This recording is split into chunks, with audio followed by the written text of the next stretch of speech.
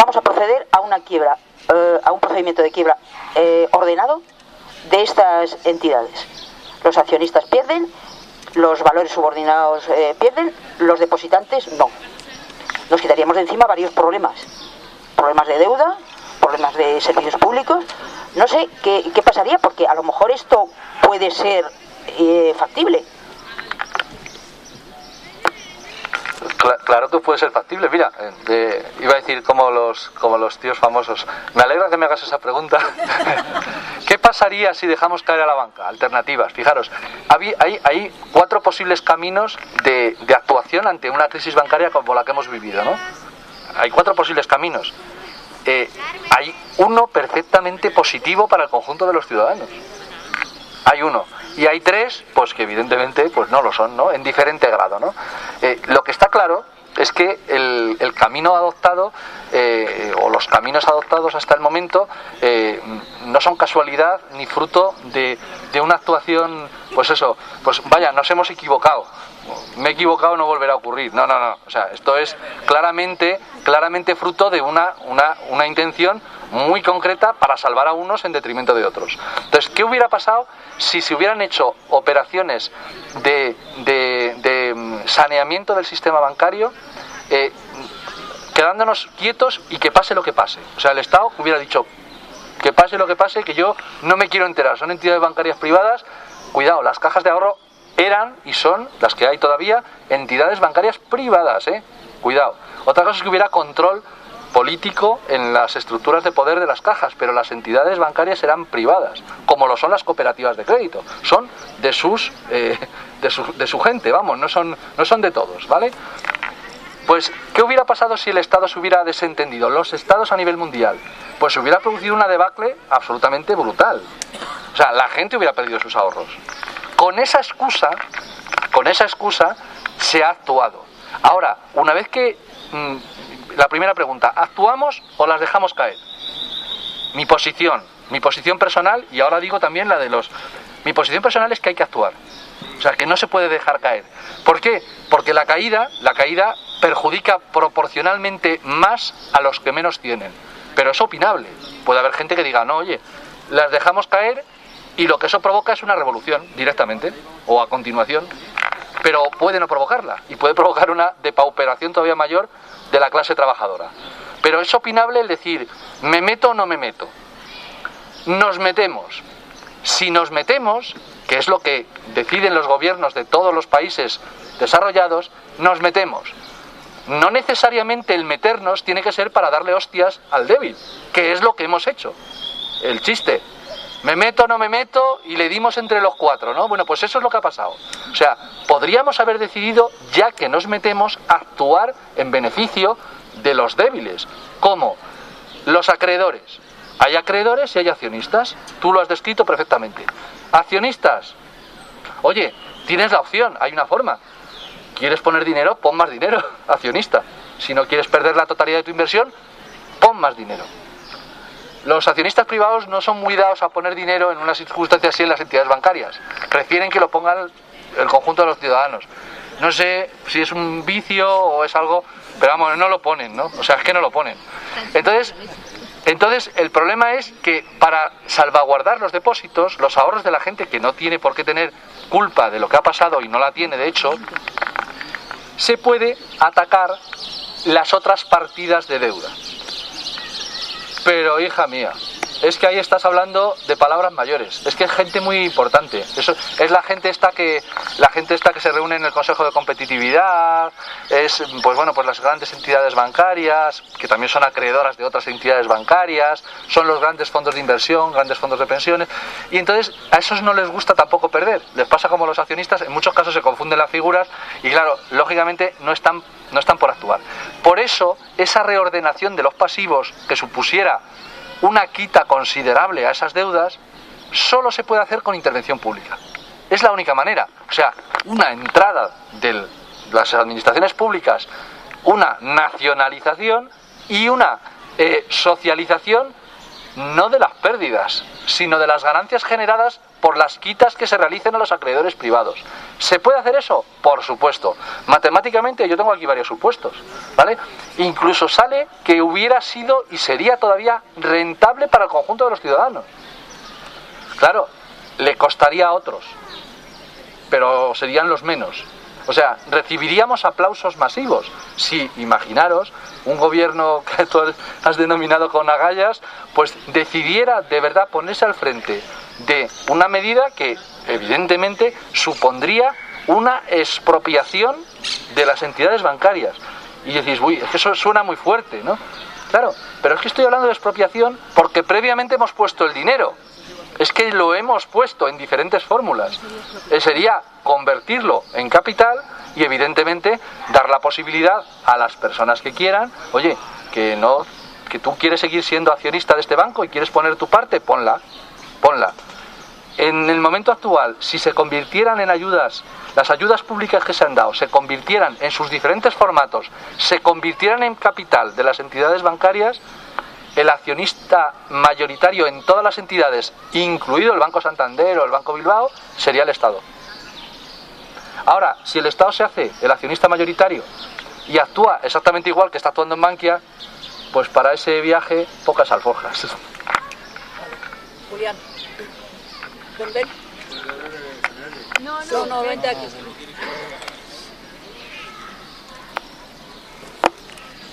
Hola, muy buenas. Bueno, yo ya en alguna ocasión le he dicho a Carlos anteriormente que no estoy muy de acuerdo con la nacionalización. Él ha venido a decir que hay algunas entidades que sean, por ejemplo, la Caja del Mediterráneo, que en principio nos costaban 1000 y pico más las ayudas, pero es que además hay un calendario imposible de determinar ni las cuantías que pueden alcanzar esas cantidades. Yo creo que vivimos en el mundo una gran mentira. En España concretamente hubo banca pública en los años 80 y 90, Banco Exterior, Caja Postal y demás, que se los quedaron pues el BBV, el Santander, los de siempre, saneados completamente y con una gran cantidad de recursos y clientes que facilitaban más y concentraban más su labor comercial. Vivimos en un mundo de una gran mentira. El Estado está en quiebra los Estados Unidos, están en quiebra todos los países porque el dinero que emiten no tiene ningún soporte económico que lo sustente. Hasta ver Bretton Woods, que el dólar estaba respaldado por el oro, pues no había problema. Ahora el dólar no está respaldado por nada. Por los chinos únicamente, que tienen unos paquetones de deuda impresionantes y que no lo van a poder materializar nunca, se quedarán con los Estados Unidos, que ya se lo están haciendo en economía. Yo no soy partidario porque no sabemos la cuantía de lo que cuesta el hacer pública una entidad. En cualquier orden económico establecido, cuando una empresa va mal, no se la ayuda, se la deja caer. Aquí el problema que se puede sustentar por dejar caer una entidad bancaria es el equilibrio entre accionistas y proveedores contra los depositantes. Entonces yo creo que la cifra de 100.000 euros garantizada para cada titular de cuenta pues es una cifra importante y creo que el saldo medio de deuda, pasivo, no alcanza esos límites. No lo digo yo, es el Fondo de Garantía de Depósitos, bueno, o sea, 800.000 millones. Bueno, pero el Fondo de Garantía de Depósitos tiene narices también. Te quiero decir que son mentirosos como todos los que estamos escuchando. Lo que debemos eso como... Bien. Entonces a lo mejor es mucho más barato incluso, siguiendo esta tesis que dices, el acudir para pagar esos saldos acreedores, mucho más barato que sostener entidades que no sabemos al final, ahora mismo, lo que nos van a costar. Y las sufragamos siempre los mismos. No sabemos, no tiene fondo, es un pozo sin fondo. En cualquier economía medianamente normal, una entidad que no funciona se la deja caer. Porque es que además estás diciendo que si ahora saneamos lo que sea, luego se privatizará, luego volvemos a los años 80, Santander y BBV se quedan con todo, saneado además. Y eso no excluye de que vuelva a producirse otra crisis y volvamos otra vez a rascarnos los bolsillos los de siempre. Entonces, lo más lógico, si lo pensamos bien, y acabamos también matando dos pájaros de un tiro, es no sostener ninguna entidad. La que esté en quiebra, que se caiga. Acudimos a los depositantes para facilitarles lo que les está garantizando el Banco Central Europeo y punto. Es que no veo yo otra salida a esto. El trato como la misma empresa, si no sea un círculo repetitivo, de quiebras y no quiebras. Te remito a desde los años 80 que trabaja en el sector, pues han caído bancos que les han dejado porque no interesaba, pero ahora mismo ya hay concentración y la situación es otra. En los Estados Unidos se han dejado caer un montón de bancos grandes y otros se les ha ayudado porque políticamente, bueno, pero el Lehman Brothers les interesaba que cayese para dar ejemplo. Entonces aquí estamos en la misma, no sabemos el coste y además es que estamos soportando una mentira que no tiene fin. Entonces poco a poco en todas las parcelas de la economía y de la vida política tenemos que ir recuperando la credibilidad sin rascarnos el bolsillo. ¿Quieres contestar? No, mejor acumulamos, decía. ¿El chico? No, antes había pedido el chico, luego tú y luego Manuel. ¿Tengo que hablar por aquí? ¿Tengo que apretar o...? Apretar, sí. Vale. Aquí, acércatelo. A ver, yo lo que... Sube el botón, Ah, lo subo. ¿Así? ¿Así se me oye? Vale, a ver, bueno, no sé si me voy a explicar muy bien, pero no, a ver, la principal duda, o sea, muchas gracias porque, o sea, yo creo que nos has explicado muy bien una cosa que es la relación que hay entre los rescates que ha habido a la banca y todo esto, o sea, todos estos planes para salvar a la banca de la quiebra, etcétera, y la austeridad, o sea, todas las medidas de austeridad que hay en España, que hay en toda Europa, etcétera. Pero, sin embargo, yo tengo una duda que, o sea, que es mucho más simple porque me ha parecido que no... O sea, hemos hablado mucho de bancos y de capital financiero y tal, pero no hemos hablado de modelo productivo. Y para mí, o sea, yo tengo una duda, es que, por ejemplo, yo digo, vale, me digo que podríamos nacionalizar la banca y tal, pero eso ya ha existido, es un capitalismo que ha existido, que es la banca es nacional, es nacionalizada, pero sin embargo la explotación sigue existiendo porque el modelo productivo sigue siendo un modelo productivo capitalista, con gente que posee medios de producción y con gente que no los posee y que tiene que ir a trabajar y que es explotada en su trabajo. O sea, entonces, en este sentido, yo, por ejemplo, en Francia, hoy en día en Francia no se habla mucho de capital financiero porque la crisis financiera no ha tenido lugar allí de la misma forma. Se habla, sin embargo, la izquierda francesa, la extrema izquierda francesa, hablan de regalos a la patronal. O sea, lo que hay ahora en Francia es austeridad, pero para dar dinero a la patronal, no tanto a los bancos. O sea, lo que quiero decir es que en Francia ahora no hay un problema de bancos, pero sin embargo el capital industrial sigue forrándose y la explotación sigue existiendo. Entonces, pues en este sentido yo creo que habría que volver también un poco a una línea un poco más clásica, en plan decir que lo que hay que cambiar también es el modelo productivo. No basta con nacionalizar la banca, porque eso ya ha existido, los estados del bienestar han existido con banca pública y tal, y sin embargo pues ha habido el colonialismo, ha habido explotación en el seno de los estados. O sea, yo creo que hay que hablar de modelo productivo, de superar este modelo que es el capitalista y que, o sea, que hay que cambiar de modelo, no solo nacionalizar. Bueno, no me quiero enrollar tampoco, pero muchas gracias, era muy interesante todo lo de los bancos y tal.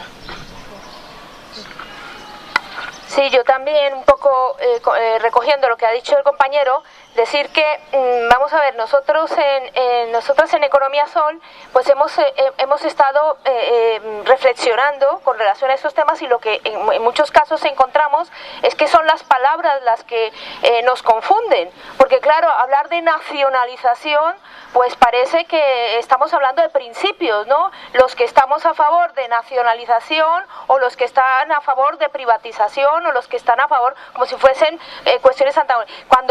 Y nos estamos alejando del análisis de lo concreto. Es que aquí, y con independencia del nombre que se le quiera dar, es que hay un dinero puesto en una banca concreta que se llama Bankia, y que ese dinero que se ha colocado en esa banca es dinero de todos, y que ya por tanto lo que se haga, lo que se gestione, lo que se determine con esa banca se tendría que estar haciendo con instrumentos como herramienta, digamos, de todos y para el beneficio de todos y con la gestión democrática, pública, participativa, transparente de todas y todos. Entonces ya no es cuestión de si es que por principios nacionalizamos la banca o cambiamos el modelo. No, no, es que aquí y ahora la cuestión es qué hacemos con Bankia.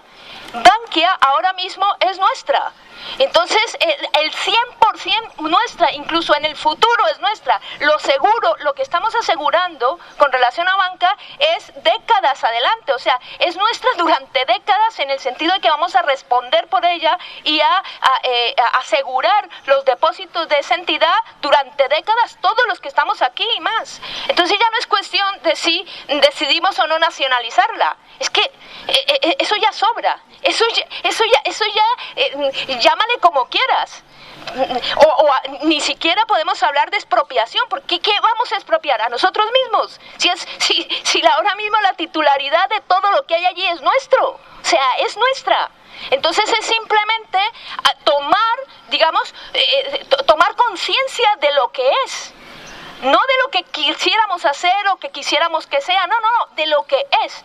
Tomar conciencia de lo que es, corresponsabilizarnos, exigir que quienes tienen la facultad de hacerlo tomen cartas en el asunto y exigir que esas medidas se adopten. Porque efectivamente yo creo que ahí podemos avanzar incluso para un debate posterior, que ya hablando con Yayo Herrero lo podemos hacer, sobre bienes comunes, bienes públicos, y es la cuestión de que realmente esta Bankia es una herramienta que nos puede servir muy bien para recuperar bienes comunes, como por ejemplo el suelo, entre otros muchos. O sea, esta entidad financiera nos puede servir a todos los que estamos aquí para tomar medidas de carácter político, económico, con las cuales podamos recuperar bienes comunes, como el suelo. Entonces, hombre, no es cualquier herramienta, por decir una entre las muchas cosas que podemos hacer con una herramienta tan poderosa como es la financiación y que es nuestra. Entonces es eso, decir, ¿no?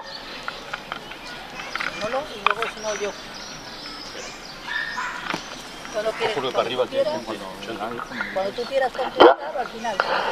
Bueno, se ha planteado un debate respecto a si tenía sentido dejar caer, como dicen los principios liberales, a dejar caer la banca.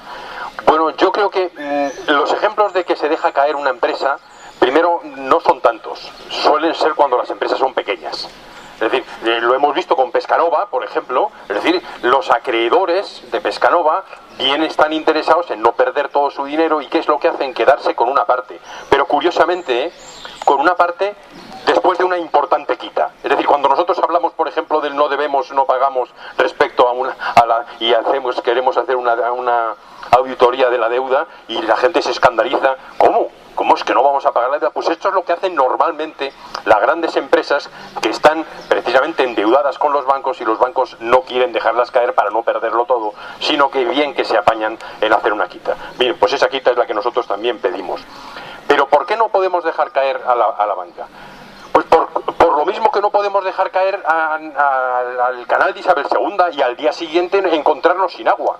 Porque la banca, entendida como un servicio público, es una cosa que tiene que funcionar de alguna manera como gasolina, es decir, como lubricante de determinada actividad económica. Es decir, por tanto, la discusión no es si se debe dejar caer o no. La discusión es qué se hace ante una banca que está quebrada, y curiosamente, que estuvo quebrada, que está quebrada y que volverá a estarlo, como todos los negocios que están sometidos a las burbujas, en definitiva, que es el propio capitalismo. Es decir, la banca es un sistema tan peligroso por estar esencialmente en la economía productiva, que no puede estar en manos de los especuladores. Esa es una de las razones por la que la banca debe ser pública. Yo creo que una de las cosas que habría que profundizar más, Carlos, es el argumento que ellos dan desmontar el argumento que ellos dan para hacer lo que han hecho. Y normalmente el argumento es que están protegiendo los ahorros de la gente. Y ese es su argumento. Entonces nosotros tenemos que decir que incluso con los procesos concursales de quiebra de las empresas, está claro que eso sería el último dinero.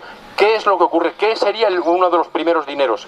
Uno de los primeros dineros sería el dinero, los centenares de miles de millones que nuestra banca ha pedido a la banca europea, fundamentalmente alemana.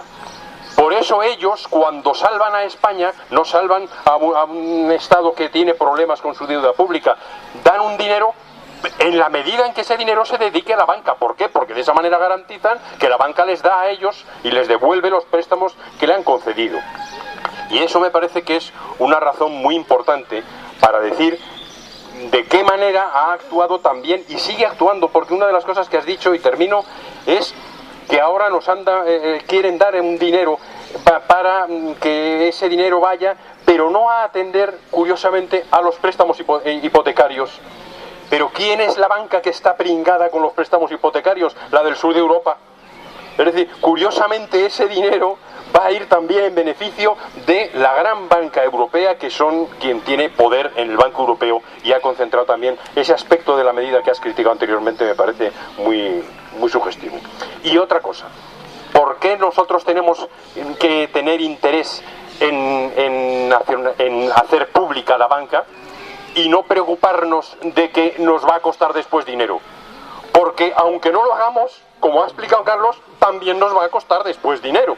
Luego, si nos va a costar después dinero, y ese es un chantaje, es que es muy gravísimo el habernos comprometido con el dinero público a que la banca vaya a tener beneficios para devolvérnoslo, porque de esa manera nosotros, nuestros gobernantes, van a estar siempre lamiéndole el culo a la banca para que gane dinero, para que así nos devuelva el dinero, y por tanto ese condicionamiento al servicio de los beneficios de la banca, por ejemplo, limando la competencia y permitiendo, curiosamente, es increíble que no actúe el Tribunal de Defensa de la Competencia. ¿Cómo es posible que el propio Banco de España establezca normas que limitan la retribución de los depósitos de la gente? Es decir, tú vas a un banco y tienes un dinero, los bancos, como ha explicado Carlos, tienen una necesidad de capital brutal. Eso podría ser para quien tiene 100.000 euros una oportunidad de decir, oye, ¿cuánto me das? Porque los bancos se pelearían por ese dinero. Y sin embargo han hecho cártel, pero cártel además promovido y forzado por la propia autoridad, como es el Banco de España, para que se pongan de acuerdo y en el sentido de limitar hasta un 1 y pico % en un año y 2 en 2 años, etcétera, los depósitos. La banca se irá capitalizando. ¿Cómo?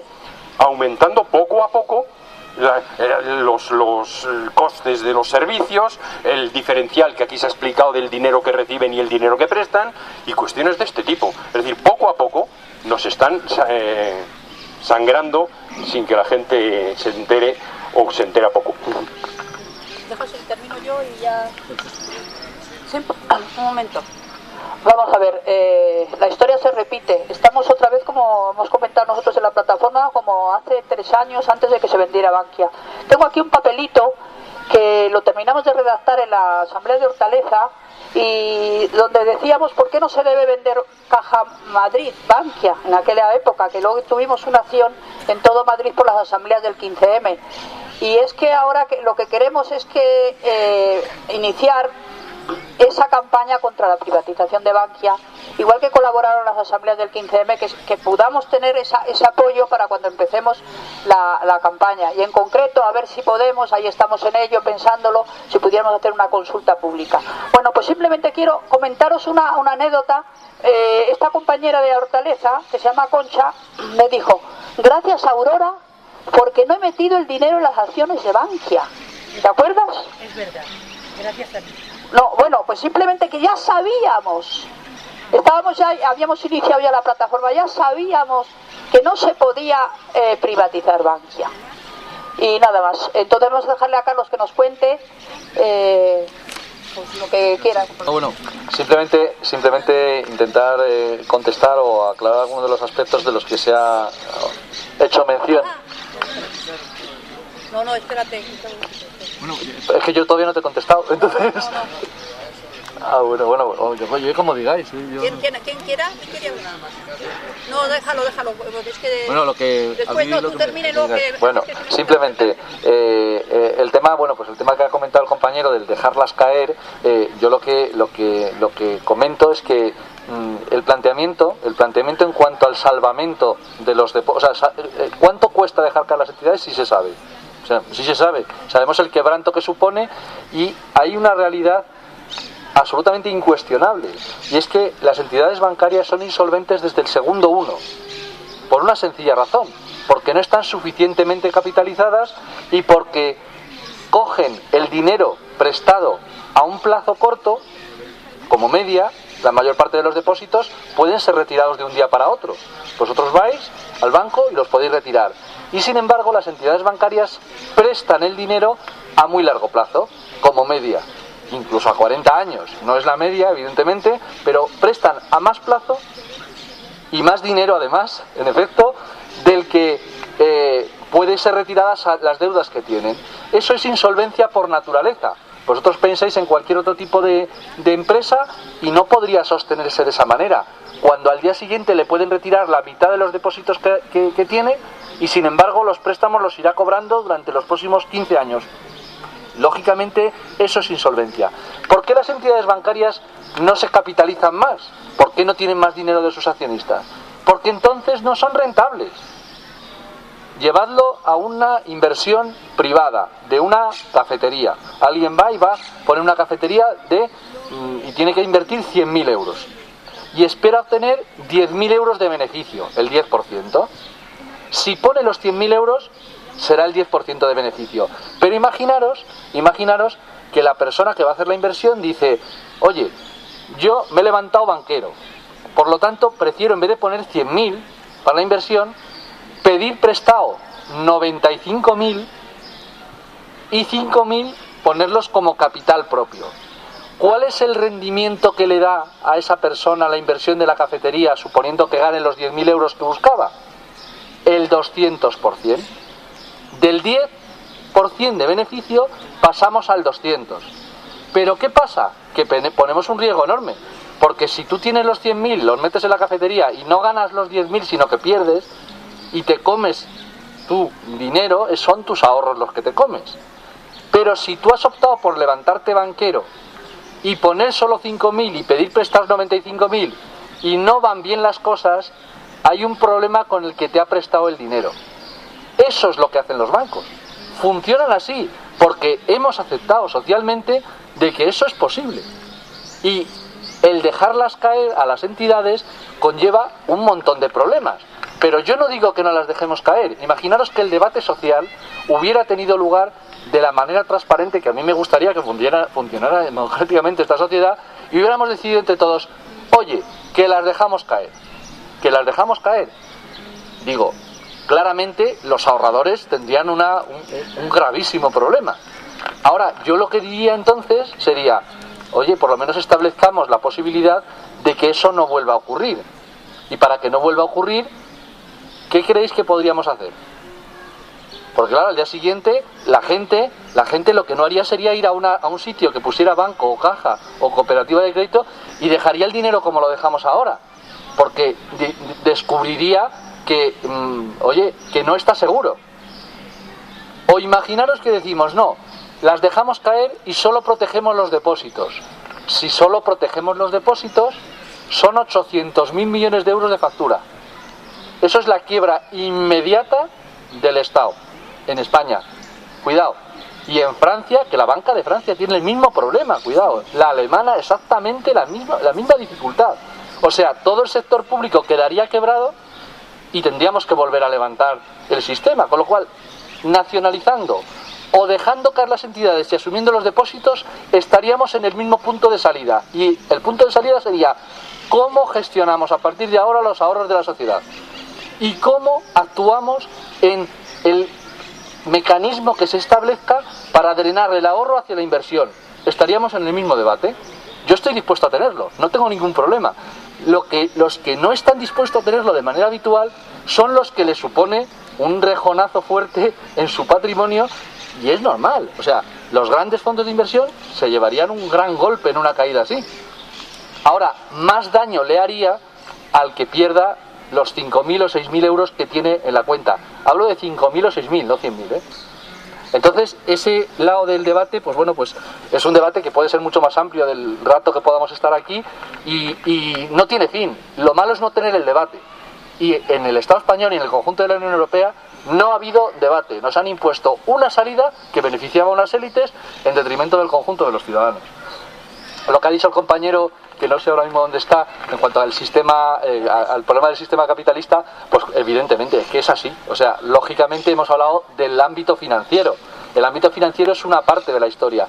La crisis no es una crisis financiera. Yo he hablado de la crisis financiera, pero es un coletazo de una crisis de la economía real, una crisis capitalista de las de toda la vida. Cuando esa crisis capitalista se exacerba, ¿dónde causa daño? En la financiera. ¿Por qué?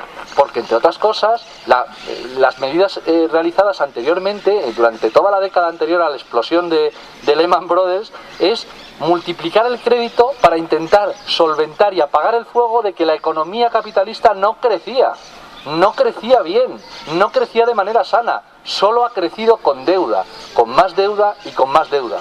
Y el ejemplo es muy claro. El crecimiento que se ha producido incluso en la época de burbuja y de vacas gordas de 2000 a 2007, el PIB creció en números índices, o sea, la riqueza medida tal y como la miden la economía ortodoxa capitalista, creció 100 a 156. En el mismo periodo la deuda creció de 100 a 329. Eso es insostenible.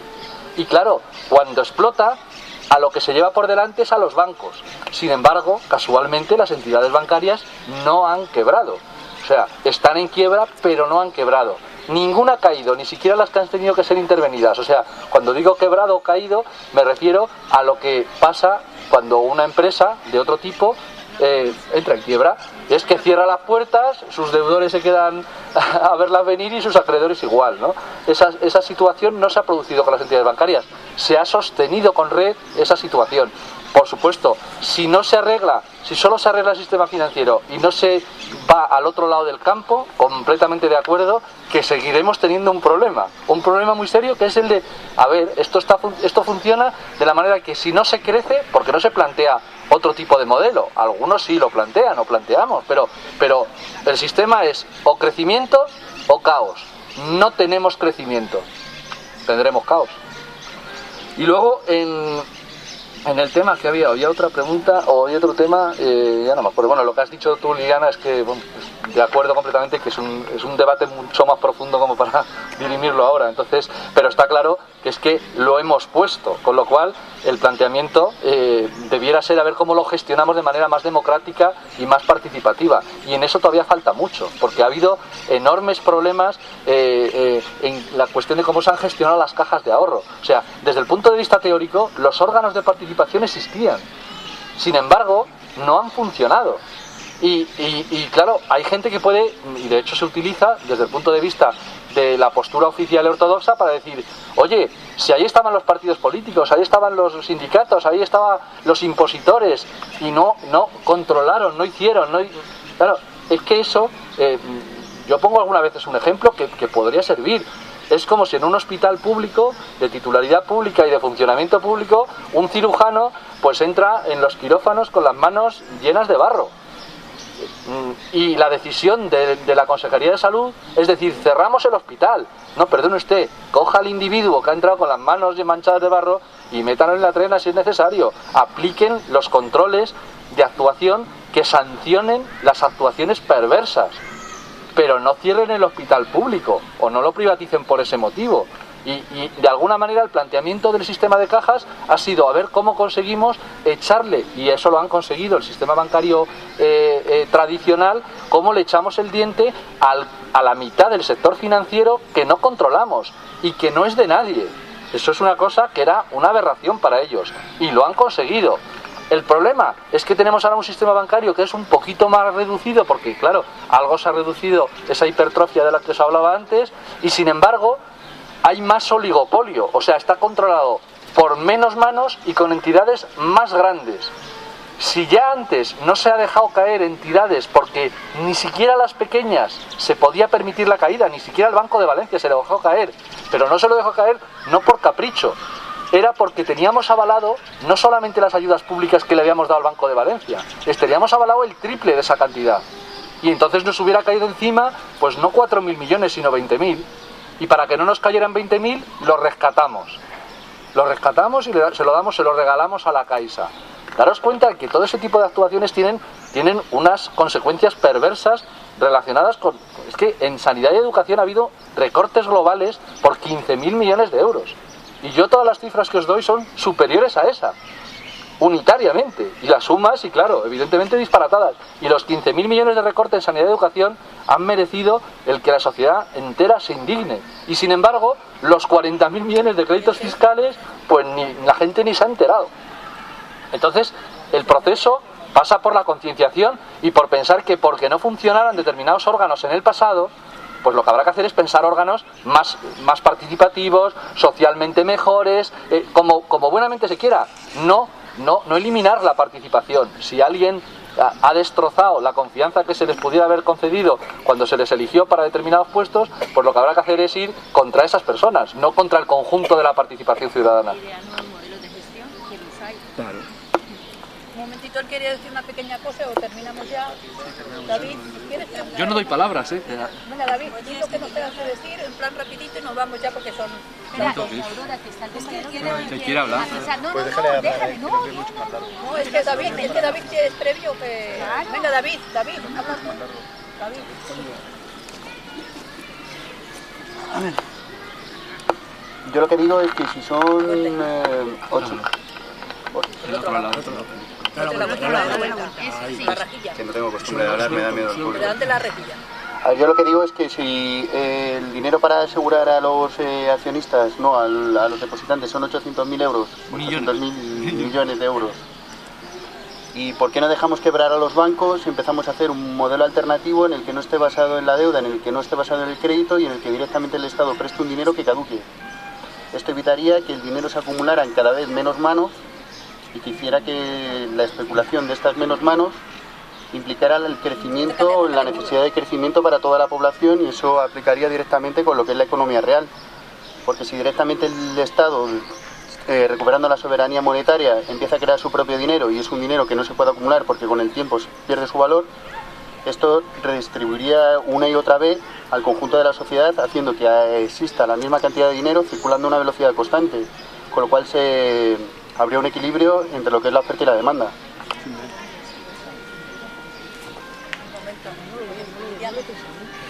Sin intereses.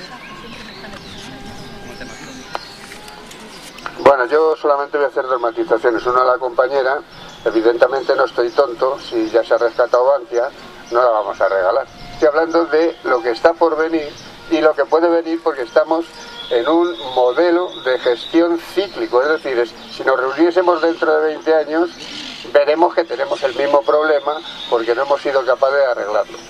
Es decir, el modelo está en quiebra, pero no ahora. Estuvo en los años 80 con menos fortaleza que ahora, y ahora está en las situaciones peor que se puede.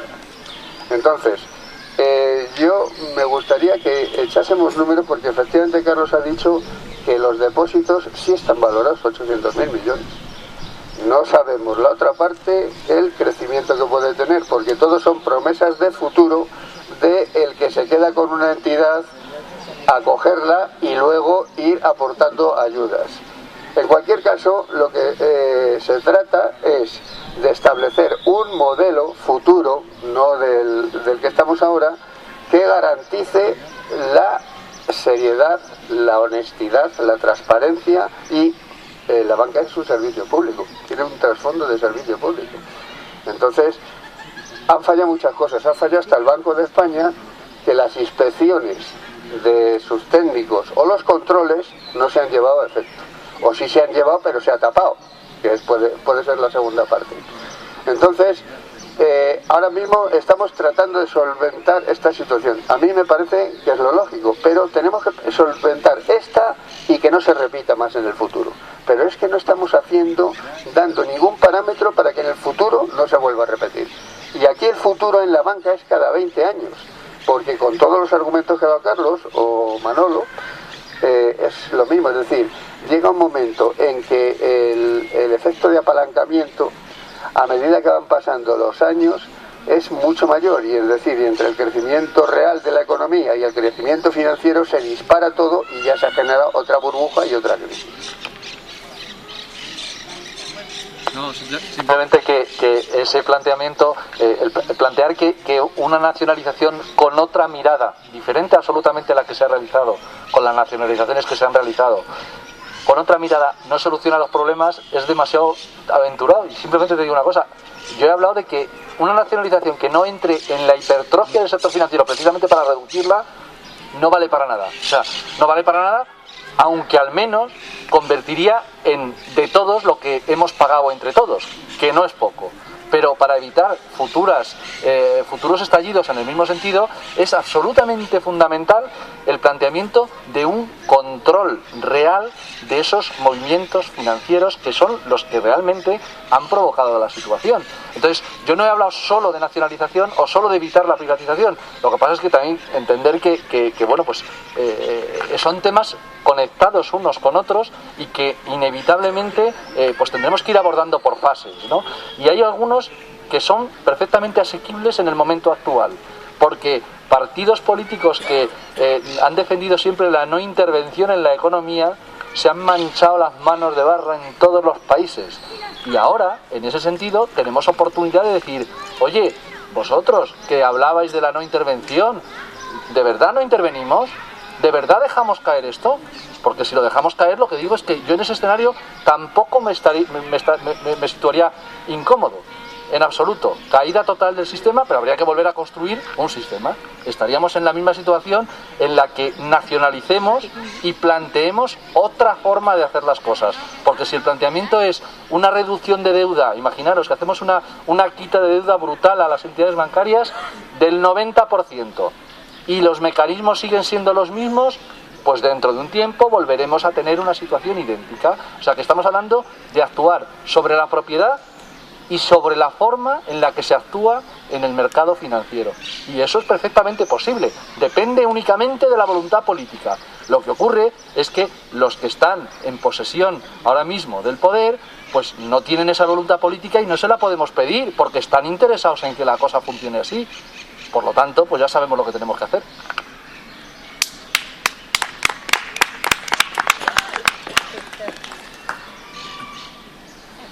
Si os parece, si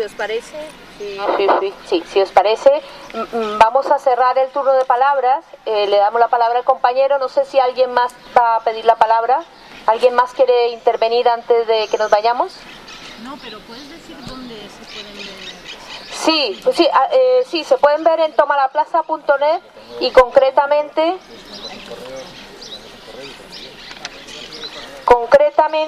estos vídeos se ven en youtube.com/user-economía-sol o vimeo.com/user y buscáis en Economía Sol. Buscando exclusivamente en cualquier buscador Economía Sol, vídeos, retiro, pues también os salen estos vídeos y os saldrá como primero el último.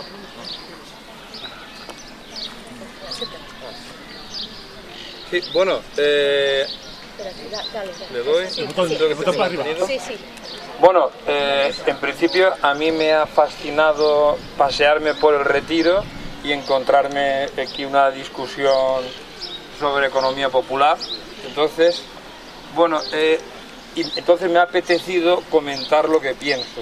Y yo pienso que el sistema capitalista es tan perverso realmente que y ha generado un monstruo tan grande que prácticamente resulta imposible vencerle desde sus mismos mecanismos.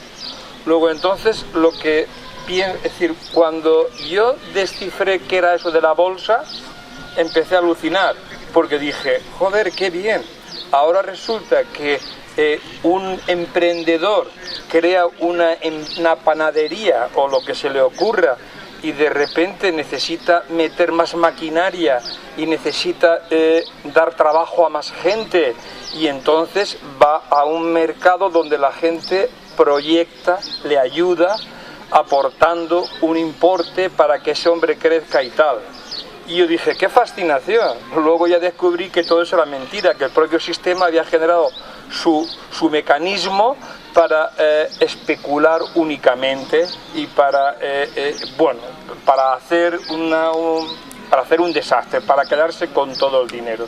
Bueno, en definitiva, como imagino que todo eso todo el mundo lo sabe, lo que yo pienso y me parece interesante es buscar mecanismos nuevos que podamos atacar al sistema, es decir, un sistema alternativo. Para eso, probablemente, si vamos a depositar nuestros fondos de los pequeños ahorradores a los mismos bancos, pues cuando les dé las ganas a ellos, garantizan hasta una cantidad, y cuando les dé la gana, eso que garantizan, automáticamente lo desgarantizan. Eso lo pueden hacer cuando les dé la gana. Por lo tanto, creo que existen unos mecanismos donde hay unas aportaciones que son no sé cómo se llama, pero que son limpios, ¿no? En definitiva, podemos generar un sistema nuevo donde nuestro dinero sea utilizado en autogestión.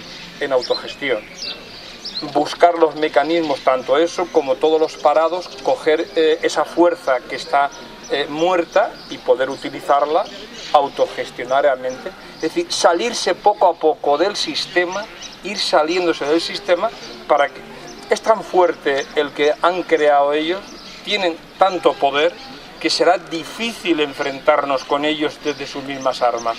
Lo que pienso, bueno, es eso, generar sistemas nuevos, ¿no? Bueno, me apetecía participar. Muchas gracias. Muchas gracias por participar. Que sepáis que todos los lunes en la Plaza del Carmen, que está muy cerca de Sol, a las 7 de la tarde se reúne el grupo de trabajo que es el que convoca esta asamblea aquí en el Retiro y el que prepara, digamos, las intervenciones y en el que estamos realizando todo tipo de debates de carácter, en principio económico, pero obviamente de trascendencia política, que son los que hemos venido realizando en los últimos 3 años, ¿no? Con documentos como las 25 horas, la reducción de la jornada de 25 horas para el reparto del trabajo, y también un documento de fiscalidad, todo ello en compañía y obviamente en participación con otras asambleas de economía del 15M, ¿no? En interbarrios de economía. Entonces os invitamos a los que estáis aquí, si por primera vez venís a este espacio, pues que sepáis que los lunes lo preparamos allí en Carmen a las 7 de la tarde, todos los lunes. Decir también que en este tipo de debates, como por ejemplo el de hoy, nosotros siempre nos planteamos, digamos, que hay acciones y hay prácticas que nos lanzan en un horizonte que puede ser a corto, a mediano y a largo plazo.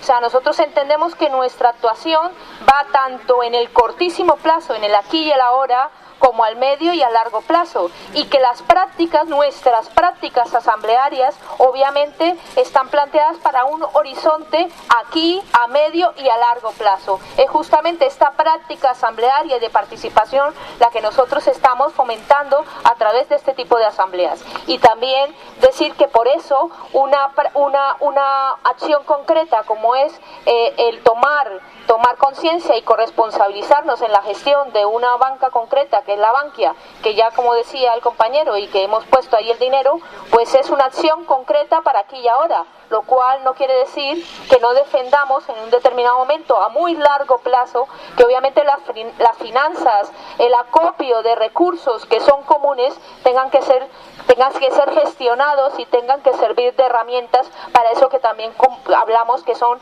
los bienes comunes.